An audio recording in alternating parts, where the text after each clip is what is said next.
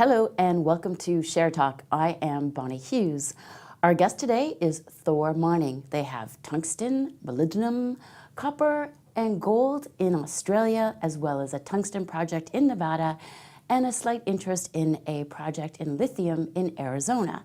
Here to tell us about how the company has progressed is Mick Billing, Chief Executive Officer. Hello, Mick, and thank you for joining us. G'day, Bonnie. Nice to see you again. Nice to see you again as well. Since we spoke last time, you've progressed the Molyhil project up to a feasibility study with some very good results. Give us some highlights about that. Yeah, sure, Bonnie. About August last year, I guess, we published the feasibility study. It said this thing is a good thing to do. It makes a fair bit of money for our investors. Importantly, it pays the capital back to invested to make it work in about 18 months, which is a pretty good turnaround on your cash. And hopefully it'll deliver, once financed, a very profitable return for our shareholders and some dividends along the way. And so what's the next step for the project now that you've completed the feasibility study? I suppose finance is one of them. Finance is the key now. We've been, since we've completed the feasibility study, we've been doing some work on some satellite deposits nearby that we've got hold of finally, and they have produced some very, very good results, and we're waiting on final assays back from those, but that's very promising. But the real key now is to get finance on the back of offtake and what that finance will look like, whether it's direct finance, whether it's from people who provide finance, whether it's on the back of offtake arrangements from people who want the tungsten and the molybdenum concentrates, or whether it's by way of a joint venture.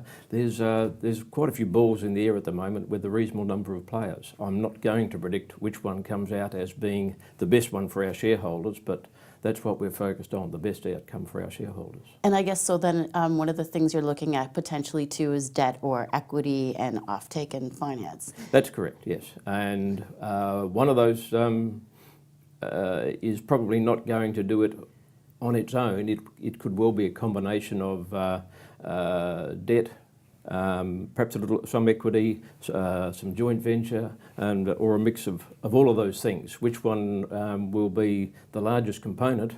Well, I hope most of it's debt, but time will tell. And well, the capex is not, outrageously high for the project. No, 43 million US gets this thing into production. There's a bit of other equipment, mining equipment, power generation equipment on top of that 43 million, but you can lease that on the basis of securing it against those pieces of equipment itself. So the cost of bringing it into production effectively is 43 million US. That's not a huge sum. It's more than we currently have, unfortunately, but that's our target over the next few weeks. And that does include a contingency for cost overruns. Oh, it does. We wouldn't get away with it without a contingency, so there's quite a decent lump in there for that contingency. That's excellent. And so once the financing is in place, will you start to commence procurement and construction? Yes, we will. There's a bunch of things that will have to happen on site early. Access roads, connect the water supply to the area because the bore field's a few kilometres away.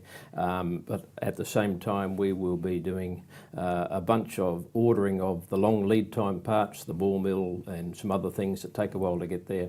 There'll be quite a frenzy of activity, and the team will grow quite quickly once that starts. And the current team that you have in place, have a history of mining construction and building? They do. We are almost all quite experienced in operating mines. Dave Thomas, one of our directors, used to run the Olympic Dam mine in South Australia, which is an enormous copper and uranium mine. Richard Brady has worked at Mount Isa, at Mount Magnet, and a number of other things. I've worked on Bougainville, I've worked in the goldfields with Western Mining and other places. So we have all done the things in the mining industry over many decades. There's probably well over 100 years of experience between the group of us. Hopefully we've still got at least one more left in us. Well, the sector has been experiencing, sort of a decline.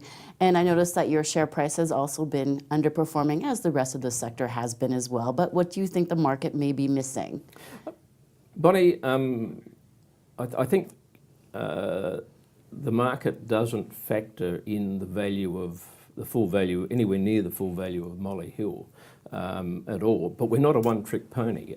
As you said at the start, we have another tungsten asset in the United States. That's the largest reported resource of tungsten in the USA, and it's much bigger than Molyhil, although it's not quite as well advanced. That has quite a value in our view, and I don't know that the market currently accepts that. The other thing is, you also mentioned the copper. Now, our copper portfolio in South Australia, there's a resource of about 120,000 tonnes on one deposit there.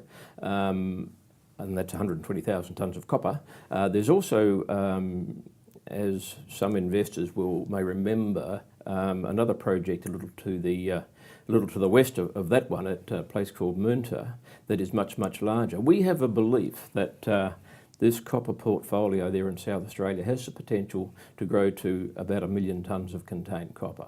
Now, it's not there yet, but there's a lot of copper in this system, and if we're right, this carries tremendous value. There's a lot of work to happen to demonstrate, and it may not get to exactly 1 million tonnes, but we believe it's certainly going to go very close to that number over time, and that's if that's right, and I think it is. That's quite a compelling case, and I think the market at some stage or other will start to factor that in, and our share price will move in the right direction.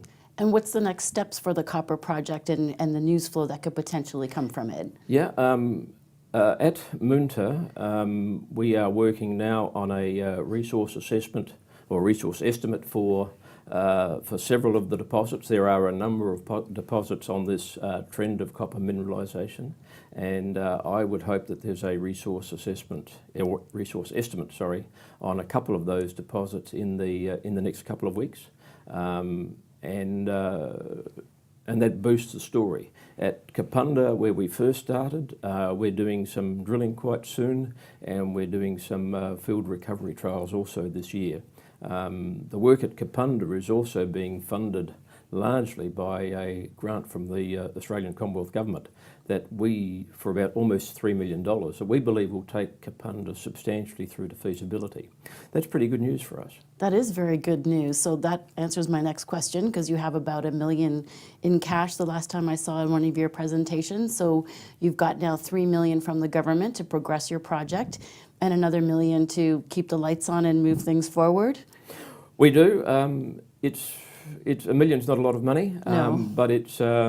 But our cash burn is relatively modest. We're not an exploration company that's is committed to lots and lots of drilling to produce good news. Most of that work is most of that drilling and exploration work is behind us. There will be some more work at Bonya, close to Molyhil, over the next little while. But we have a joint venture partner there who paid their share of the last one, and I expect will pay their share of the next one. So the burn on our cash burn is relatively modest. So I believe that money we have in the account is going to last us through until at least the end of this year.